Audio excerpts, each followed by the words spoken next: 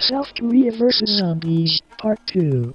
For the next 6 months, we organized and operated like a clock mechanism, following a routine meticulously optimized by the Korean obsessive. Every step, every action, is accurately synchronized.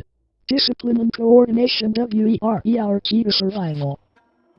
ANDDIETEUNJI had perfected a diet plan that maximized efficiency and endurance. Rice, kimchi, bulgogi, and tofu as pillars. The lean proteins and carbohydrates kept us standing. And, of course, we must not forget about bananas.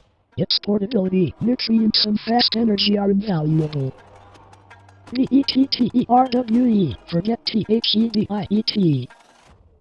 WHENWEWLDWARNTHEMIGHT with her delicate hands, spreading a cup of hot tea to mimics Joe.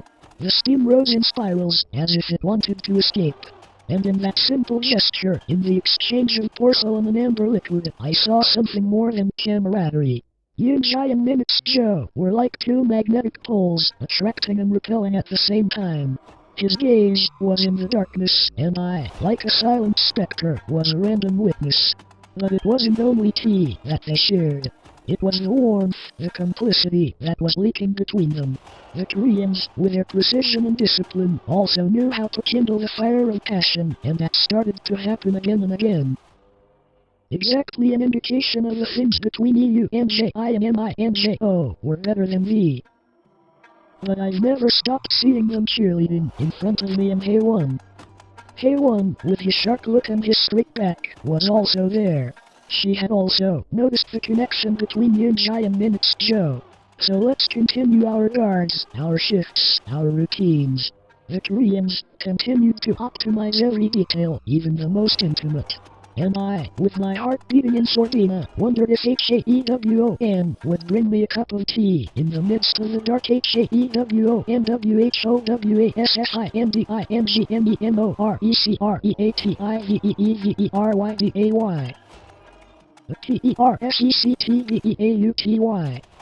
HAE-WON, with his impeccable portrait and his penetrating gaze, had become a riddle that obsessed me.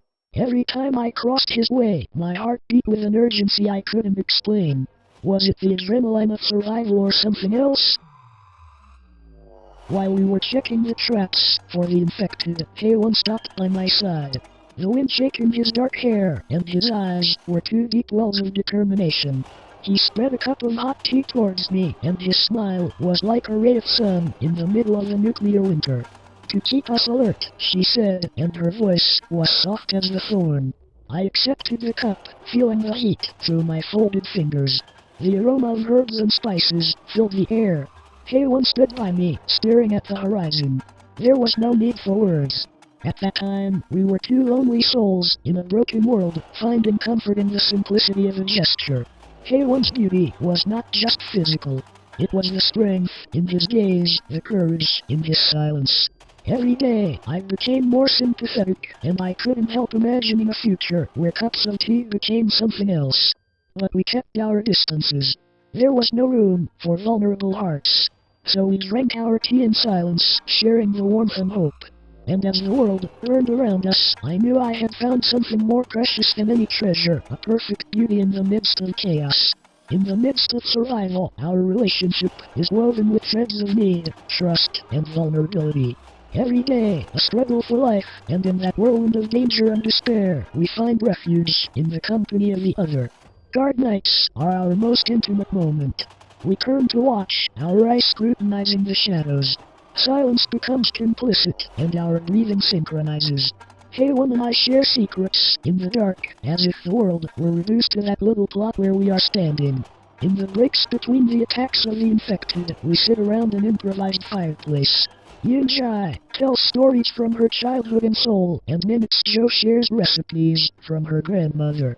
I'm talking about my brother lost in the first wave of infection. HAE-WON is listening, her dark eyes full of empathy. HAE-WON keeps bringing me cups of tea. Sometimes it's herbal tea with a touch of mint. Other times it's black tea with a little honey. We don't need words. The heat of the ceramics in my hands is enough to say we are together in this. Minutes Joe repairs my knife when it's defiled. Yunjai rubs flowers in my hair. HAE-WON smiles to me when she thinks nobody's looking at her. They're little flashes of humanity. HAE-WON is not just a perfect beauty. It's the strength that sustains me when my legs weaken. It's the voice that tells me, don't give up. In the midst of blood and mud, we find beauty in the struggle for life. So we move forward, between ruins and ashes, building a relationship that has no name but is stronger than any concrete wall. Because where the dead walk, love is also an act of resistance. The situation with the infected gradually vanished as the shadows at dawn. The forces of nature, relentless and ruthless, took charge of reducing their hordes. We communicated with the remnants of the army, a network of tired and hopeful voices who still believed in resistance. Minutes Ho, our brave warrior, would be congratulated and decorated by the civilians he had saved. The official version painted a picture of heroism and sacrifice. The media, what was left of them, wove in stories of bravery and victory. It was a strategy to maintain morality, to remind the world that we were still here, fighting the darkness. But behind that facade, there were more complex truths. Minutes Ho, with his sharp look and his tired heart, was not just a hero. He was a man, trapped between two worlds, the living world and the dead world. And I, the Western foreigner, the speaking monkey face, also had my part in this macabre dance. HAE-WON, with her perfect beauty and her unbreakable determination, looked at me. What did you see in my eyes? I didn't know. But in the midst of devastation, we found a connection. We were survivors, fighting for an uncertain tomorrow. So we go ahead, decorations and lies around us. The world collapsed, but in our hearts, something persisted. Maybe it was hope, or maybe just the need not to be alone in this hell. It was more than just survival, it was resilience. In the midst of desolation, we find small flashes of humanity. The laughter around the fireplace, the handshake, while we were repairing our weapons, the eyes shared in the darkness. HAE-WON, with her perfect beauty and her firm silence, was my anchor. In his eyes, I saw the same struggle that lived in me. We were neither heroes nor martyrs, we were broken beings who refused to surrender. The Esperanza grabbed us like a loyal shadow. Minutes Ho, with his decorations and fame, also carried his burden. The applause of the civilians could not erase the images of the fallen, the friends who were no longer there. But he went on, like all of us, with his bones tired and his soul in flames. And I, the Western foreigner, the speaking monkey face, found my place. We weren't so different, after all. Our wounds were universal, our desire shared, we became a united family. So we persist, for that's something that burned in our hearts. Maybe it was love, maybe it was mere survival. But any spark of life is a miracle. HAE-WON. The name resounds in my mind like an unfinished melody. What would the West mean to her? A place of uncertain promises or shelter in the midst of chaos? The idea of inviting her there, through the ruins and debris, fills me with contradictions. The West, with its ruined cities and its fading memories, is a blank canvas. The streets are now hallways of silence.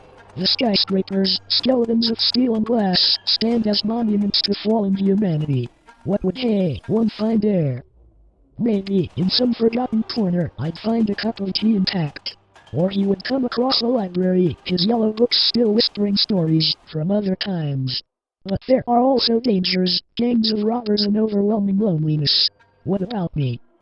What would you do without her? The image of HAE-WON fading on the horizon troubles me. But we have to make difficult decisions.